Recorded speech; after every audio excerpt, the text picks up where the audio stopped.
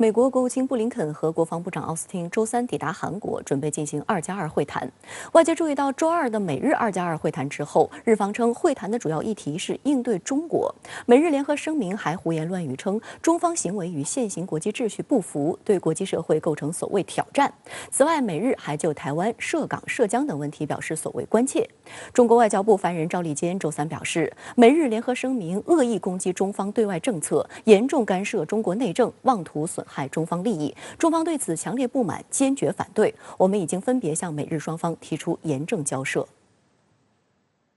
周三的外交部例行记者会上，赵立坚以6点意见驳斥了美日联合声明的涉华内容。世界上只有一个体系，那就是以联合国为核心的国际体系，只有一套规则，那就是以联合国宪章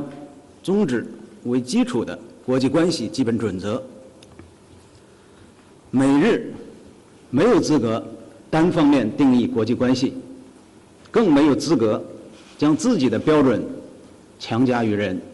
赵立坚表示，台湾、涉港、涉疆问题都是中国内政，不容任何外国干涉。美日联合声明无视有关问题的历史经纬，罔顾事实和真相，这不过是美日狼狈为奸、干涉中国内政的又一明证和污蔑抹黑中国的恶劣例证。美日固守冷战思维，蓄意搞集团对抗，试图打造反华包围圈，这完全是逆时代潮流而动，同本地区和世界绝大多数国家求和平、谋发展、促合作的共同期待背道而驰。美日此举只会给本地区带来混乱，甚至冲突，只会让世人越发看清美日同盟祸乱地区和平稳定的真面目。对日方紧随美国的做法，赵立坚也予以驳斥。日本为满足阻遏中国崛起复兴的一己之私，甘愿仰人鼻息，充当美国的战略附庸，不惜背信弃义，破坏中日关系，不惜引狼入室，出卖本地区整体利益，这种做法令人不齿，不得人心。赵立坚最后强烈敦促美日立即停止干涉中国内政，立即停止针对中国的小圈子，立即停止破坏地区和平稳定的大局。中方将采取一切必要措施，坚决捍卫自身主权、安全和发展利益。另据韩媒报道，美国国务卿布林肯和国防部长奥斯汀周三中午分别乘坐飞机抵达韩国首尔，这是继2010年7月之后，美国防长和国务卿再次同时访韩，也是韩美外交和国防首长在拜登政府成立后首次面对面会谈。周三下午，奥斯汀和布林肯分别同韩国国防部长官徐旭和外交部长官郑义溶举行会谈。奥斯汀在与徐旭的会谈中再次拿中国说事。奥斯汀在开场白中先是吹捧韩国，称美韩同盟是实现东北亚、印太地区乃至全球和平与繁荣的关键轴心，并称韩国是美国印太战略的关键国家。紧接着，奥斯汀话锋一转，声称所谓中朝威胁使韩美同盟空前重要。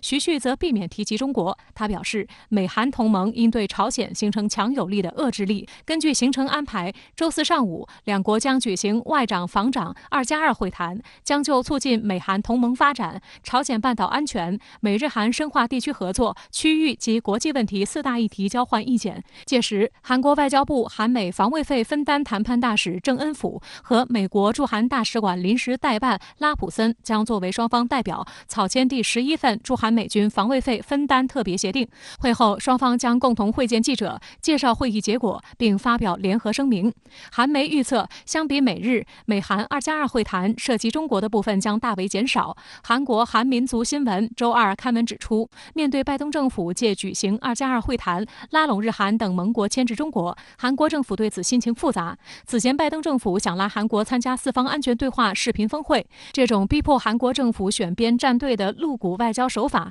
令韩国政府陷入尴尬境地，不得不回绝了美方的要求，对美国的要求采取态度模糊的政策。周四下午，布林肯和奥斯汀将在青瓦台拜会韩国总统文在寅，并分别会见青瓦台国家安保室室长徐勋。布林肯和奥斯汀将分别于周四晚上和周五上午离开韩国。布林肯将飞往阿拉斯加州安克雷奇，与中方举行高层战略对话；奥斯汀则将飞往印度，与印度国防与外交部门首长会面。那拜登政府他就是一直决心要重新加强这个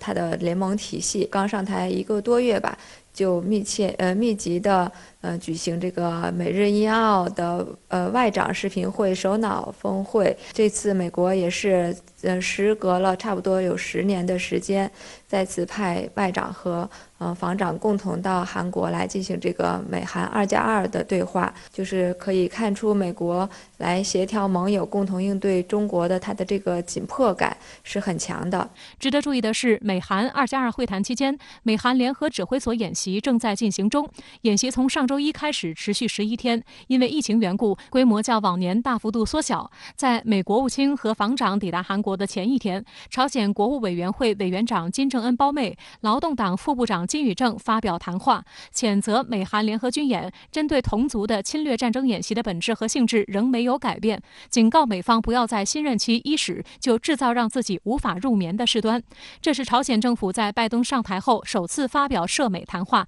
措辞强硬，但并未针对拜登本人，火力瞄准的是美韩联合军演。观察认为，朝方的强硬措辞势必令朝鲜问题成为这次美韩2+2会谈的重要议题。拜登上台后搁置了朝鲜问题，似乎要回到奥巴马正规时期对朝鲜战略忍耐的政策轨道，即对朝鲜发生的一切都予以忽视。这种看起来和平的政策，实际上忽视了朝鲜的发展利益，造成了严重的后果。奥巴马时期，美朝关系大幅度倒退，朝鲜以加大核武器和弹道导弹技术发展力度作为回应。美国还需要进一步的协调国内立场以及韩国和日方的立场，所以它这个对朝政策的出台，我觉得还是需要时间的，